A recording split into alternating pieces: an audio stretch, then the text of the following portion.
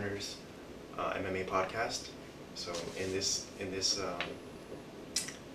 thing that we're going to do, we're going to cover some of the latest news from in the world of mixed martial arts, and we're going to give some insight and our predictions on the upcoming UFC 116.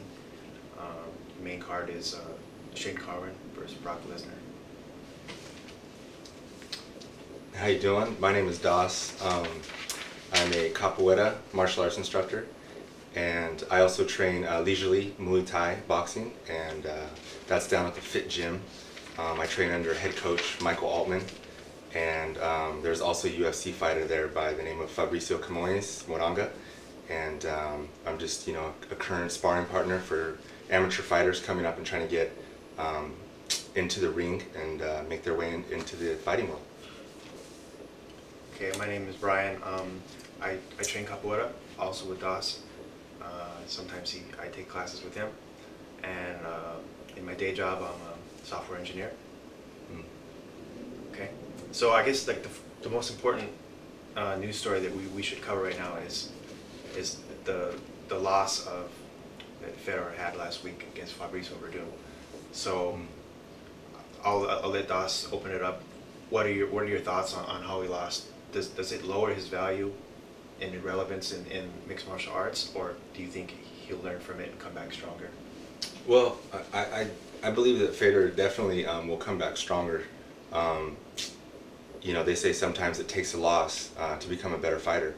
So in this case, you can tell when he initially started the fight, he started as normal, very intense and very strong. But obviously he got careless and got caught, which anybody can in mixed martial arts, especially at that level. So hats off to Fedor. He did a great job exposing that weakness in Fedor's game.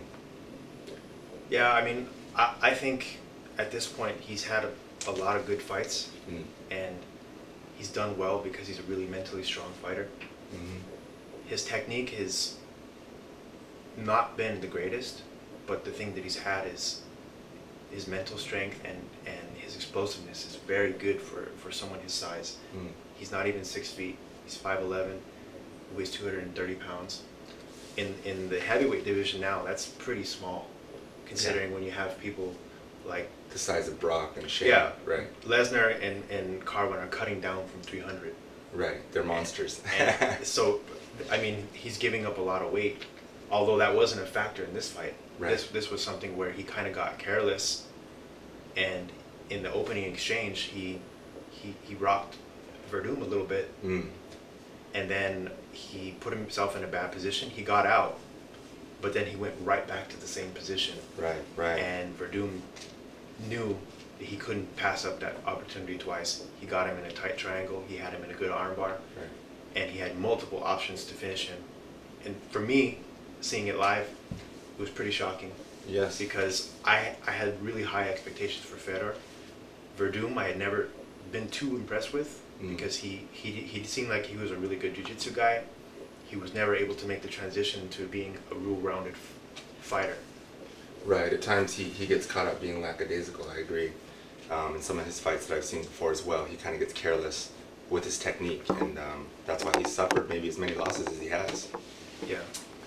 For me, as far as his relevance, Fedor definitely still is relevant.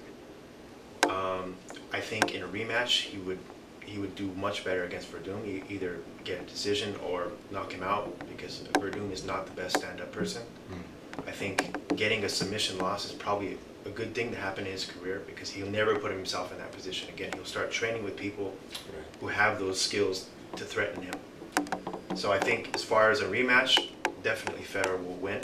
So I think the one fight that he has left on his contract, he will avenge it. I think honestly the best option at that point is to leave the strike force and go to the UFC and see what he's really made of, to fight the bigger people like Lesnar, Cain Velasquez, Shane Carwin, Junior Dos Santos. Those are the more elite people coming up than what they have in strike force. Right. I definitely agree. At one point the UFC's heavyweight division was extremely watered down and pretty uneventful.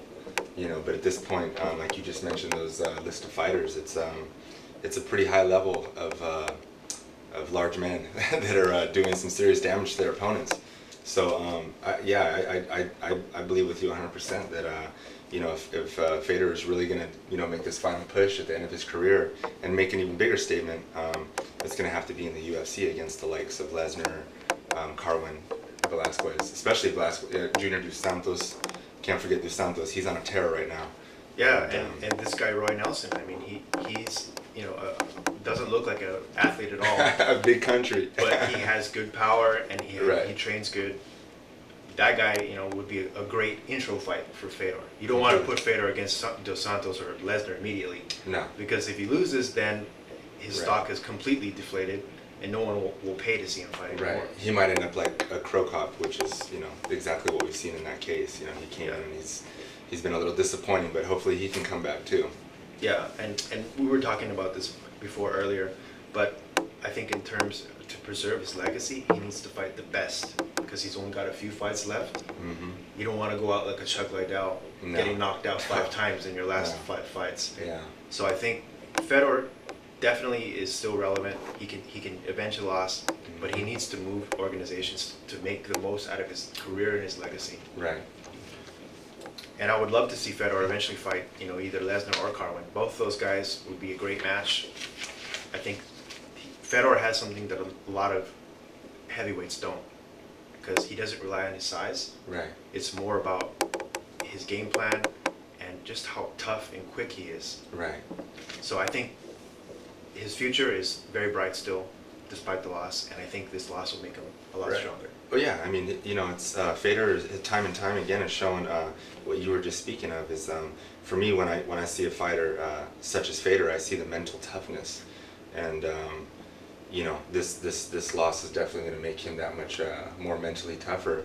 So when facing some of the more serious competitors as Lesnar or Carwin, he's going to be, I think, ready to bang away, and it's going to be ultra exciting. I can't wait. I hope he makes it to the UFC. Me too. I hope they can work out the business side. I know Right. he's got a lot of red tape with his management, M1 Global. They're based in Russia, and they don't Right. compromise on anything. But hopefully it'll work out for the fans and for himself. Solidifying his legacy as one of the best, probably the best MMA fighter to ever step in the cage.